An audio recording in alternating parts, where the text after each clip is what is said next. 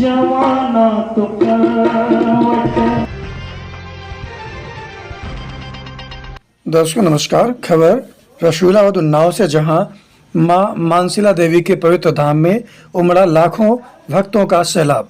जनपद उन्नाव के विधानसभा सफीपुर की नगर पंचायत रसूलाबाद में लोकप्रिय मृदुभाषी विधायक बंबालाल दिवाकर ने मां मानसिला देवी के दर्शन करने के बाद मेला परिसर का निरीक्षण किया।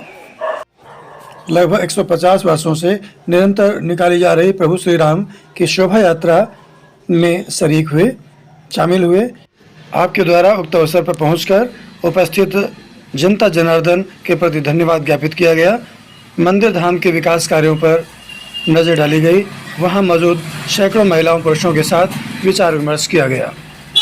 उक्त अवसर पर मंदिर धाम कमेटी के अध्यक्ष राम कुमार शर्मा, महेंद्र, देवेंद्र वाजपेयी, राकेश एडवोकेट, पूर्व चेयरमैन शिव कुमार जायसवाल, चेयरमैन प्रत्याशी श्रीराम राजपूत, प्यारेलाल विमल, प्रकाश विमल, भूतपूर्व चेयरमैन पुत्र विनय विश्वकर्मा सहित कमेटी कार्यकर्तागण, निवर्तमान महामंत्री शिवनारायण तिवारी, वर्तमान महामंत्री प्रशांत शुक्ला, शिवम, आनंद सविता, विकास राजपूत, मोहित विमल, गौतम विमल आदि रहे। श्री रामलीला के नायक प्रभु श्री राम व लक्ष्मण जी का अभिनय कर रहे राकेश दीक्षित व लखन तिवारी की सुंदर झांकी सहित रामचरितमानस पवित्र ग्रंथ का पूजन किया। विधायक सहित समस्त मंचासीन संभ्रांत लोगों के द्वारा पूजन के बाद भगवान श्री राम की लीला का मंचन प्रारंभ हुआ। आइए देखें कार्यक्रम की संक्षिप्त रूप में एक झलक। मियागंज उन्नाव से वरिष्ठ संवाददाता कुलदीप यादव की report. Anglo Indian news, digital partner with Navyug Samachar Dainik. प्रभु राम के इस दरबार में मैं अपने शीश को नमन करता हूं।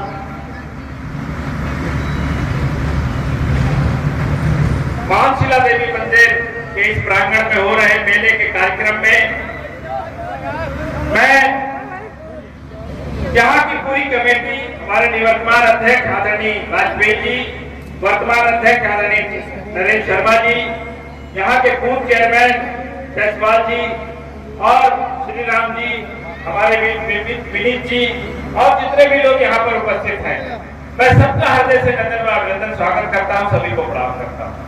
और भारी संख्या में हमारी माताएं बहनें बैठी हैं, इनको भी प्रणाम करता हूँ। आज यहाँ पर भगवान राम की लीला का कार्यक्रम है। आप तो जानते हैं कि प्रभु राम जिन्होंने अपने पिता के वचनों को पूरा करने के लिए 14 वर्ष का वनवास स्वीकार किया। आप याद करिए, एक तरफ उनका राज तिलक होने जा रहा था, दूसरी तरफ उनके पिता के द्वारा उनको 14 वर्ष के वनवास से भेजने का आदेश मिला। तो आप विचार करके देखिए, वो प्रभु राम वनवास स्वीकार करते हैं और 14 वर्ष के लिए जब वनवास जाते हैं, उनको जो कठिनाइयां रास्ते में आई, जब उनका निस्तारण करने की बारी आई तो उन्होंने किसका सहयोग लिया?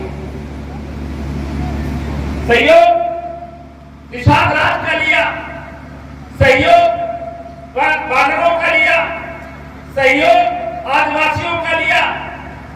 और जब उन्होंने रावण दुष्ट की हत्या करके वो लौटे, उसका दहन करके जब वो लौटे, तो आपको याद होना चाहिए, तब जब उनके पिता का स्वर्गवास हो जाता है, वापस नहीं आते हैं, सिर्फ इसी वजह से कि हमने अपने पिता को वचन दिया है कि हम 14 वर्ष के वनवास के लिए जाते हैं। वही पुरुषोत्तम राम तक कहलाए जब उन्होंने पूरी 14 वर्ष की अपनी तपस्या को पूर्ण करने का काम किया, अपने वनवास को पूर्ण करने का काम किया, तब वो अपने राज में लौटे।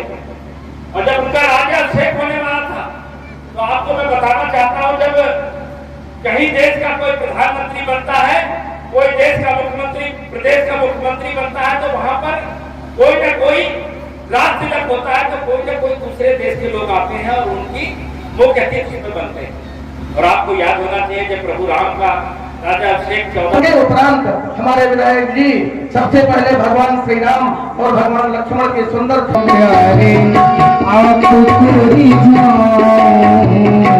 आरती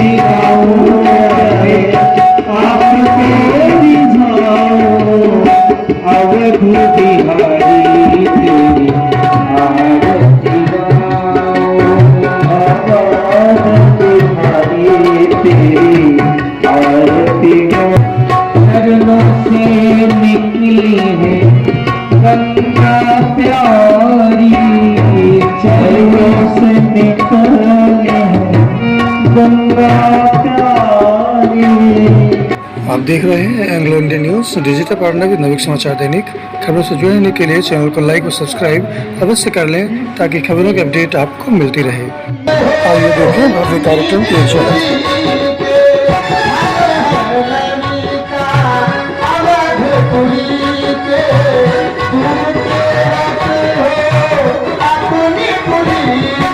देखिए महाराज, आप कह रहे हैं कि हम हैं केवट, हम केवट हैं। महाराज अच्छी बात है, आप केवल अवध के लड़का नहीं हो।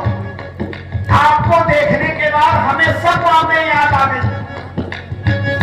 जन्म जन्म वतन कराही, जन्म जन्म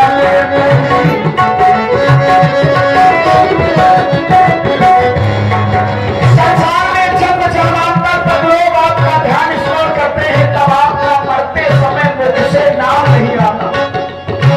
जन्म जन्म वतन कराही, अंत नाम आवत नाही।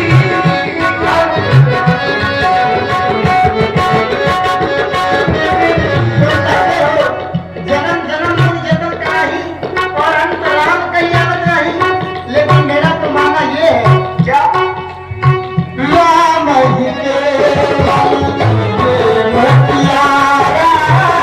समझे होंगे, जान निहारा समझे होंगे, जान निहारा। सुनो राम जी हो, सुनो राम जी अब जिद छोड़ो, सुनो राम जी अब जिद छोड़ो, काल में ही तुम भी है ऊंची बात, हम भी जी है जान, तुम भी है ऊंची। जमाना तो करवट बदलता रहेगा, नए जिंदगी के फसाने बनेंगे।